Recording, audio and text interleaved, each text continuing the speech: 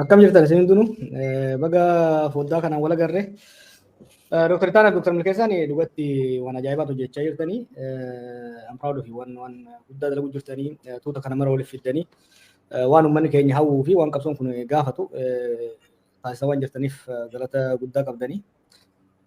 Warra yeroo dheeraa wal beeknuu fi yeroo dheeraa saddaan fagaannee turre gara foddaa kana wal arguu keenyaafis hedduun gammadda. In particular, Professor Muhammad Hassanii fi Professor Asfaa Jaalataa waa jechuun barbaada. Dhaloonni keenya kunii fi nullee dulloomne warri nu duuba bakka Oromoon tun irraa kaatee irra geesse appreciating godhuu dhabuutu jira. Gaafa akkuma waanuma asitti isaan arguuf hin jira.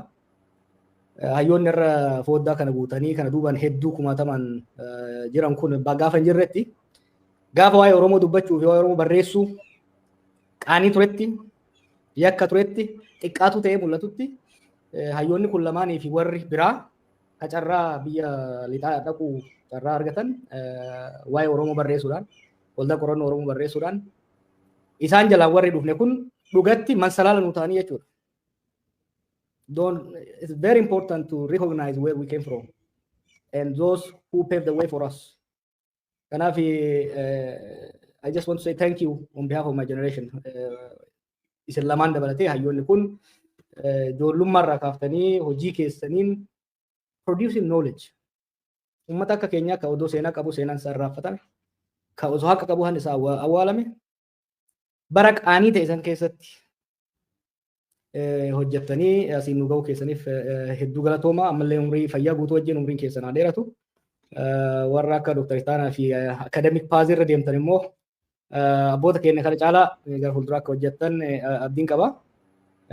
Jaallan dur waliin bifa adda addaatiin qabsaa turre Iskaayil, Tsagish, Guutuu, Dr. Muhammad asirratti arguun kiyya hedduun gammada. And of course, gurbaa goda kiyyaa immoo abbaa goda kiyyaa Dr. Bayaan bagan si arge. Baqqalaa Garbaa immoo jaala qaallittiiti. Baga wal agarre. Isa kun reunion jechuumaa fi waan guddaa irraa baranna wal deemuun kun waan guddaa kanaan cimnee deemuu qabna. Qabxuma lamaa sadeen tokko kaasuun barbaada. Haalli Oromoon amma keessa jiru hedduun keessan dubbatanii jirtanii waan beekamaadha.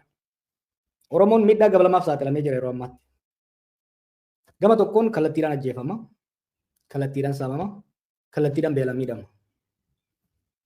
Oromoon sirnoota gita bittaa alagaa hedduu jala ture. Waggoota dhibba jechaa turre.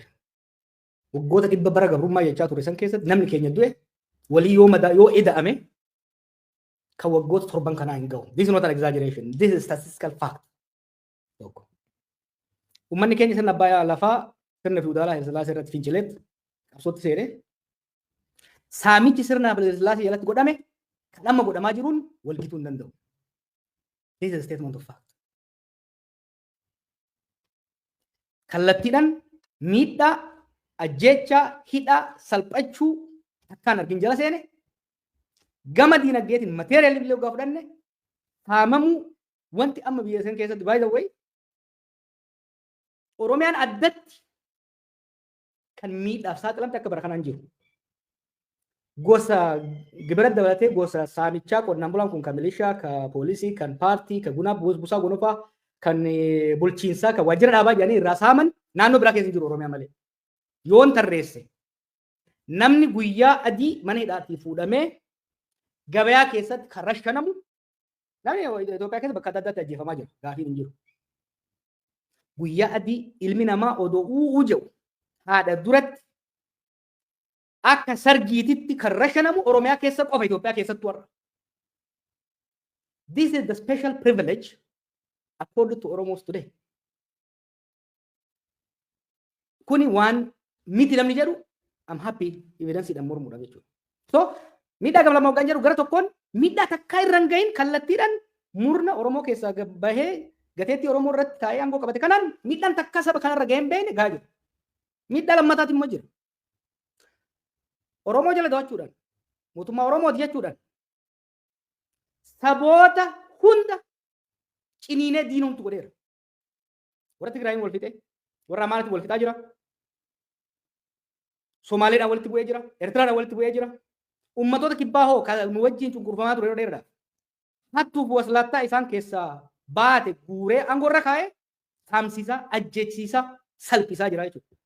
Ummatoonni kun kan hubannu kana nuun arganii kan miidhamnu kana nuun arganii Oromootu hattuu nurra shuumee nu saamsisaa jechuudha. Kanaaf miidhaan lammataa maali? Duris diina qabaachaa turre gaafiin qabu bakka irraa kaane Profeesar Maammaffaan haasa'uu danda'an. Diinummaan dur garuu it was offensive nurratti dhiibamneetti ka diina nutti. Har'a garuu maqaa keenyaan waan bu'aa hin qabneef waan dantaa Oromoo gara fuulduraatti tarkaanfachiisuu hin dandeenyeef bu'aa uummata Oromoo bal'aa dhiisiti bu'aa murna aangorra jiruutu waan tarkaanfachiisuu hin dandeenyeef kaan tuttuqanii biyya keessa saboota hundaan walolanii Oromoos walolchiisanii ollaatti immoo biyyoota Somaaliyaa walola Jibuutiidhaan walola Keenyaadhaan wal gaarreeffannaa jira lola Suudaan keessa garee tokko seenee walola keessa jira jechuudha. Eertiraadhaan waloluudhaaf deemu. They have turned the whole region against us. Gama tokkoon nu ajjeesu nu saamu gama kaaniin immoo bitaa mirgaan bahaa dhihaan kaabaa kibbaan diina irratti uumanii jiran jechuudha. Kanaaf rakkoon akka amma Oromoo mudattee takkaa saba kana mudattee hin beektu. Kanaaf sirni kun rakkoo kana hunda waliin gahee irra caala badii fi dongoroo fi hojjeteen yeroo ammaa laaffatee gara qarreera gahaa jira. Yoo kan jabaannu taate rakkoo kana jalaa uummanni kun yookiin dhibaa yookiin gammaatti. Sirni kun yoo uummanni kunii fi hoggansi isaa waliigalee sirna kana akka isaa ta'utti ofirraa geggeesse kallattii isaa ta'utti ofirraa jigse bakka inni irraa jige san odaa dhaabbatee caayaa isaafis ta'u sabaa sablammii biraafis ta'u ijaarrachuu danda'a. Callisee yoo eegu taate hoo maqaa saba kanaa mataa saba kanaa qabatee jibuudhaan saba kana fi biyya san balaa hamaadhaaf saaxiluudhaaf qarreera jira jechuudha. Maaltu nu barbaachisa? Akkuma hangafoonni keenya hedduun jettanitti yeroo ammaa tokko hoggansi mataa walitti qabatee muuxannoowwan kaleessa dabran muuxannoowwan biyyoota biraa irraa barachuudhaan akkaataa ce'umsi kun itti saffisuu fi akkaataa ce'umsi kun osoo hin butamiin osoo hin daddaaqiin osoo hadiidaan bahin dantaaf nagaa uummata keenyaa akkasumas kan biyya keenyaa eegsisuu danda'uun karaa qopheessuun barbaachisaadha. Maal jechuun jira? Ce'umsaaf yeroo adda addaatti wal qeeqaa turre. Ce'umsa bara 1991tti warri qeeqamaa ture jira. 1974tti warri qeeqamaa ture jira. 2018tti immoo warri ture qeeqamaa ture. Kana hunda cumulatively xiinxallee maaltu dongorre maaltu hanqate bakka hanqate akkamii guuttanna akkamii jabeeffanna ce'umsoonni biyyoota biraa hoo maaliif gufatan maaliif milkaa'an kan gufatan irraa maal baranna kan milkaa'an irraa maal baranna jennee ce'umsa sadarkaa sadii baasuu barbaachisa. Tokko barii sirnichi kufu immediately harcaatiin biyyaa akka hin uumamne rakkooleen nageenya walitti bu'iinsi amma jiru kun akka hin hammaanne qaamonni fagoof dhihoo harka keessanii irra caalaa akka hin borcineef interim administration jaaramu irratti mataa walitti qabatanii balbala cufatanii karoora baasuu gaafata. An immediate post Abiy era. What I plead with you. Biyya akka malee laaffattee waan jirtuuf. Biyya akka malee laaffattee dhukkubni hedduun keessa jiru waan taateef bariin namichi kun kutu ce'umsa qofaaf osoo hin ta'in itti fufiinsa saba kanaatiif fi biyya kanaatiif hedduu murteessaadha. So the next day maaltu ta'uu qaba? Bulchiinsa akkamitti jiraata? Jeequmsi akka hin maanne, walitti bu'iinsi akka hin maanne, wal shakkiin akka hin maanne, namni mataa akka walitti qabatuuf ammumarraa itti qophaa'uu gaafata. Sadarkaa lammaffaa the transitional period. The interim period, then the transitional period. Transitional period san keessatti sirna akkamii ijaaruu barbaanna? Oromoo jidduutti, uummatuma keenya jidduutti sirna akkamii ijaaruu barbaanna? Fuulduree akkamitti ilmaan keenya dhaalchisuu barbaanna? Saba sablammoota biyya keenya jiran wajjin akkamiin jiraachuu barbaanna? Biyyoota ollaa keenyaa wajjin akkamiin jiraachuu barbaanna? Kan jedhu yeroo heeraaf seerri imaammanni itti dibeet godhamu, itti tumamu, itti wal falmamu, itti walii dhiifamu. Kan ta'u yeroo hammamii dheeratuu qaba kan jedhus ammumarraa irratti mari'atamuu qaba jechuudha. Sadaffaa irratti kan itti seennu filannoodha. Uummanni keenya kan qabsaa'e sirna abbaa irreetiin buluu osoo hin ta'in sirna mootummaa ofii filateen seera ofii tumateen buluudha. Kun immoo filannoo gaafata. Seera filannoo, adeemsa filannoo, yeroo filannoo kan akkamiiti kan goonu kan jedhu saniifillee qophaa'uu barbaadaa jechuudha. This is an urgent task.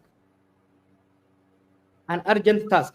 Wanti sirnittiin hanga ammaatu irra tureef wanni namni tokko biyya keenyas ummata keenyas goolee maqaa nu balleessee mataa nu nyaatee bakka deemee mataa qabannee saalfannee jiraannuu fi humna qabaatee biyya bulchaa waan jiruuf aangoo qabaateeti miti. Warri gamaa gamanaa siree isaa qabatee deemuyyuu yoo gadi dhiifne wajjin banna biyyatu wajjin bada jedhee sodaataniiti malee lafaan ga'uudhaaf qophiidha. San immoo they are expecting, they are awaiting from the intellectual, from the political class to provide a roadmap, a viable, convincing, reassuring roadmap qopheessuu barbaada jechuudha. Kana qofaa miti keessattuu akka Oromootitti ce'umsatti aanetu miidhama hamaa uummata keenya irra gahe, cabinsa hamaa uummata keenya irra gahe. Uummanni keenya wal dhiigse, uummata keenya akka wal dhiigsu godhan, uummata kana waliif fayyisuu, ollaa keenya waliif fayyuu, walii araaramu, reconciliation guddaa dhagaa. Diinagdee laamshee, diinagdee diigame kana deebisanii ijaaruu barbaada. We need to engage in reconstruction. Kun hundaaf immoo merit based leadership, well thought out strategy qopheessuudhaan nu barbaachisa. Kuni waan amma televizyiinii irratti kana jennu osoo hin ta'in ammaaf waamicha dhiyeessuudhaaf kan asirratti affeeramne gama kiyyaan akkasumas waahillee walii hojjedhuun waan dandeenyu hundaan waan beeynuun warra beekurraa dhaggeeffannee karoora cehumsaa uummata keenyaa fi biyya keenyaaf ta'u. Uummata keenyaa fi biyya keenyaaf kophaa keenya osoo hin ta'in immoo sabaaf sablammoota bahaadhiyaa kaabaa kibba biyyoota ollaa keenyaas ta'e biyya yeroo ammaatitti harka baay'ee keessa jira. Humnoota biyya sanirraa dantaa bitaaf mirgaa haa ta'u kaabaa kibbaa qaban wajjin itti deebisanii awwaalan. Ajjeesanii reefka harreetti fe'anii gabaa naannessanii itti sirban. Waggoota kana keessa waan ijaan arguu fi gurraan dhaga'uu hin malle baay'ee keessummeessinee as geenye. Har'a kanasitti wal geenyeef miidhaan nurra ga'e walitti himnee boonyee wal boosisuutiif miti. Waan darbirraa barannee gara fuulduraatti socho'uutiif malee. Sirni amma jiru kun dhaabbilee siyaasaa Oromoo dadhabsiisee tokkummaa uummataa diiguu irratti milkaa'ee amma garuu deebinee adeemsi keessa turre nus uummata keenyas kan kasaarse ta'uusaa barree kana hubannee wajjin teenyee mari'achuu fi kallattii qabsoo akeekuun ala daandii biraan akka hin jirre hubannee walga'uu keenyaaf gammachuu guddaatu natti dhaga'ama. Kana gochuu dadhabuu keenyaan sirna hamaa kana ofirra tursinee uummata keenyarra dararaa guddaan akka ga'u gochuu keenyaaf itti gaafatama fudhachuu qabna. Dhaloonni amma jiru qofa osoo hin taane inni sichi dhufullee idaa akka dhaalu qabeenyi silaa isaa malu ormaan akka saamamu waan gooneef badiin keenya guddaadha. Abbootiin keenya wareegama lubbuu itti kafalanii bu'aa qabsoo isaan nu biraan gahan ofittummaa waliigaltee dhabuu fi of tuulummaa keenyarraan kan ka'e tikfachuu dadhabnee tokko tokkoon sharafamee nu harkaa bahuu gochuu keenyaatiif dhiifama gaafachuu qabna.